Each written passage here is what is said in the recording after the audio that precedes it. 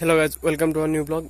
इस ब्लॉग में देखिए भाई गाइज, मतलब दुर्गा पूजा का पहले का सीजन कैसा है देख सकते हैं आप लोग की कैसा है।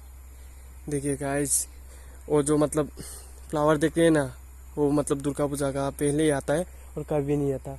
मतलब क्या भाई, देखने में क्या ज़बरदस्त लगता है। इस फ्लावर को देख सकते हैं भाई, और यहाँ का नज़ारा भी देखिए कैसा है।